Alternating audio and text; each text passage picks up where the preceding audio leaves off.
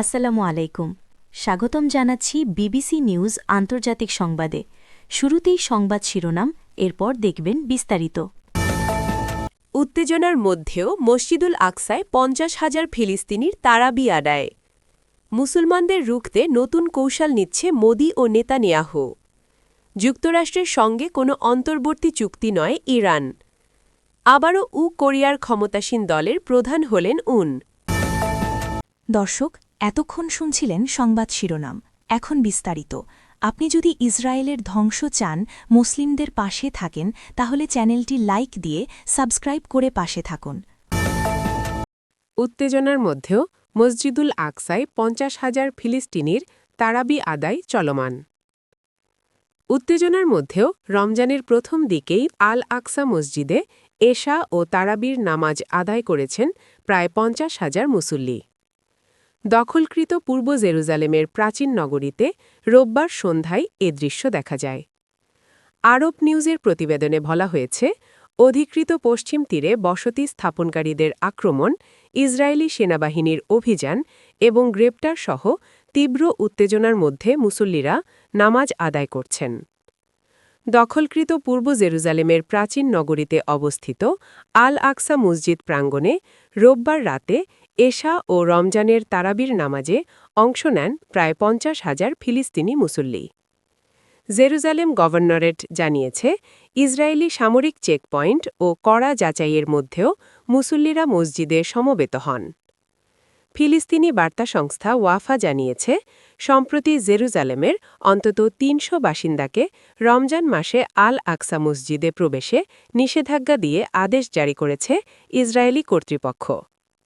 একই সঙ্গে জেরুজালেম শহরে ইসরায়েলি বাহিনীর উপস্থিতি বাড়ানো হয়েছে। মসজিদে প্রবেশে আরোপ করা হয়েছে বয়সভিত্তিক বিধিনিষেধ। ১২ বছরের কম বয়সী শিশু, ৫৫ বছরের বেশি বয়সী পুরুষ এবং ৫০ বছরের বেশি বয়সী নারীদের জন্য প্রবেশ সীমিত করা হয়েছে। গত বুধবার থেকে হাজার হাজার ফিলিস্তিনি নামাজ আদায়ের আশায় সামরিক চেকপয়েন্টগুলোতে দীর্ঘ লাইনে অপেক্ষা করছেন। বিশেষ করে কালান্দিয়া ও বেথলেহেম চেকপয়েন্টে মুসল্লিদের ভিড় দেখা গেছে। চলমান এসব বাধা ও উত্তেজনার মধ্যেও আল আকসায় মুসল্লিদের উপস্থিতি রমজানের পবিত্রতা ও ইবাদতে তাদের অটলতারই প্রতিফলন বলে মনে করছেন পর্যবেক্ষকেরা। মুসলমানদের রুখতে নতুন কৌশল নিচ্ছে মোদি ও নেতানিয়াহু। ইসরায়েলি প্রধানমন্ত্রী বেনিয়ামিন নেতানিয়াহু মধ্যপ্রাচ্যে একটি নতুন আঞ্চলিক জোট গড়ার পরিকল্পনা ঘোষণা করেছেন, তার মতে যা মূলত উগ্রবাদী শক্তির বিরুদ্ধে একটি ঢাল হিসাবে কাজ করবে। রোববার ২২ ফেব্রুয়ারি ভারতের প্রধানমন্ত্রী নরেন্দ্র মোদীর আসন্ন ইসরায়েল সফরকে কেন্দ্র করে এই পরিকল্পনার কথা জানান তিনি। নেতানিয়াহু এই জোটকে একটি হেক্সাগন বা ষড়ভুজাকৃতির জোট হিসাবে বর্ণনা করেছেন, যেখানে ভারত একটি প্রধান অংশীদার হিসাবে থাকবে। ইসরায়েলি নেতার মতে এই জোটটি মূলত দুটি শক্তির বিরুদ্ধে কাজ করবে, একটি হল ইরান নেতৃত্বাধীন শিয়া অক্ষ এবং অন্যটি হল বর্তমানে মাথাচাড়া দিয়ে ওঠা উগ্র সুন্নি অক্ষ। নেতানিয়াহু জানান, ভারতের পাশাপাশি গ্রিস, সাইপ্রাস এবং এশিয়া, আফ্রিকা এবং আরব বিশ্বের আরও বেশ কিছু দেশ এই জোটের অন্তর্ভুক্ত হবে, যারা ইসরায়েলের সঙ্গে সমমনা। ভারতের প্রধানমন্ত্রী নরেন্দ্র মোদীও এই উদ্যোগের প্রতি সংহতি প্রকাশ করেছেন। তিনি এক বার্তায় জানান, ভারত ও ইসরায়েলের মধ্যে উদ্ভাবন, বিশ্বাস এবং অগ্রগতির যে মজবুত বন্ধন রয়েছে, ভারত তাকে অত্যন্ত গুরুত্ব দেয়। বিশ্লেষকদের মতে গাজা যুদ্ধের শুরু থেকেই ইসরায়েল ইরান সমর্থিত হিজবুল্লাহ সহ অন্যান্য শিয়া সশস্ত্র গোষ্ঠীর শক্তি কমিয়ে আনার চেষ্টা চালিয়ে যাচ্ছে এবং এই নতুন জোট সেই কৌশলকে আরও বিস্তৃত করবে। তবে নেতানিয়াহুর এই উগ্র সুন্নি অক্ষ বলতে ঠিক কাদের বুঝিয়েছেন তা স্পষ্ট না করলেও এর আগে তিনি মুসলিম ব্রাদারহুডকে এই তালিকায় প্রধান শত্রু হিসাবে উল্লেখ করেছিলেন। বর্তমান পরিস্থিতিতে তুরস্ক এবং সৌদি আরবের মতো বড় সুন্নি দেশগুলোর সঙ্গে ইসরায়েলের সম্পর্কের চরম অবনতি ঘটেছে। বিশেষ করে গাজায় চলমান হত্যাযজ্ঞের কারণে সৌদি আরব ইসরায়েলের বিরুদ্ধে গণহত্যার অভিযোগ তুলেছে এবং আব্রাহাম অ্যাকর্ডের মাধ্যমে সম্পর্ক স্বাভাবিক করার প্রক্রিয়াটিও এখন হুমকির মুখে। এই ভূ-রাজনৈতিক টানাপড়েনের মধ্যেই নেতানিয়াহু ভারত ও অন্য মিত্রদের নিয়ে এই নতুন হেক্সাগন জোটের স্বপ্ন দেখছেন। যুক্তরাষ্ট্রের সঙ্গে কোনো অন্তর্বর্তী চুক্তি নয় ইরান। ইরানের পররাষ্ট্র মন্ত্রণালয়ের মুখপাত্র ইসমাইল বাঘাই ওয়াশিংটনের সঙ্গে কোনো ধরনের অন্তর্বর্তীকালীন চুক্তির সম্ভাবনা সরাসরি নাকচ করে দিয়েছেন। সোমবার ২৩ ফেব্রুয়ারি সকালে তেহরানে আয়োজিত এক সংবাদ সম্মেলনে তিনি জানান, পরমাণু আলোচনাকে কেন্দ্র করে বিভিন্ন মহলে গুঞ্জন ছড়ানো অস্বাভাবিক কিছু নয়। তবে তেহরান ও ওয়াশিংটনের মধ্যে কোনো অস্থায়ী সমঝোতা হওয়ার খবরের কোনো ভিত্তি নেই। তিনি জোর দিয়ে বলেন, আলোচনার টেবিলেই কেবল বিস্তারিত সিদ্ধান্ত নেওয়া হয় এবং বাইরে ছড়িয়ে পড়া এসব দাবি কোনোভাবেই নিশ্চিত নয়।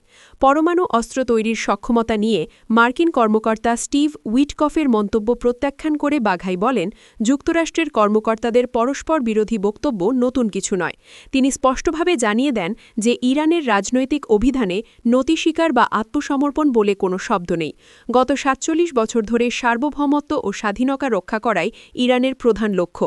এছাড়া আন্তর্জাতিক পরমাণু শক্তি সংস্থার প্রধান রাফায়েল গ্রোসিকে পরমাণু স্থাপনা পরিদর্শনে কোনো বিশেষ শর্ত দেওয়া হবে না বলেও তিনি জানান এবং জোর দিয়ে বলেন, ইরান তার জাতীয় স্বার্থ রক্ষায় কোনো ছাড় দেবে না। ইউরোপীয় ইউনিয়নের দেশগুলোর বিমান ও নৌবাহিনীকে সন্ত্রাসী সত্তা হিসাবে তালিকাভুক্ত করার বিষয়েও সতর্কবার্তা দেন বাঘাই। তিনি বলেন, এখন থেকে পারস্য উপসাগর এবং আশেপাশের অঞ্চলে ইইউভুক্ত ২৭টি দেশের সামরিক উপস্থিতিকে ইরান ভিন্ন দৃষ্টিতে দেখবে, যার পরিণতি হবে ভয়াবহ। এছাড়া মধ্যস্থতাকারী দেশ ওমান সফর বা নতুন কোনো প্রস্তাব পাঠানোর বিষয়ে লারিজানির সম্ভাব্য সফর সম্পর্কেও তিনি কোনো তথ্য নিশ্চিত করতে পারেননি। বৃহস্পতিবারের ২৬ ফেব্রুয়ারির নির্ধারিত আলোচনা প্রসঙ্গে বাঘাই জানান, তেহরান আলোচনার মাধ্যমে সময়ক্ষেপণ করতে চায় না এবং তারা একটি চূড়ান্ত ও অর্থবহ ফলাফলের জন্য প্রস্তুত। তবে কোনো পক্ষ যদি একতরফাভাবে তাদের দাবি চাপিয়ে দিতে চায়, তবে সেই আলোচনা ফলপ্রসূ হবে না। আবারও কোরিয়ার ক্ষমতাসীন দলের প্রধান হলেন উত্তর কোরিয়ার ক্ষমতাসীন ওয়ার্কার্স পার্টি আবারও কিম জং উনকে দলটির সাধারণ সম্পাদক হিসেবে নির্বাচিত করেছে।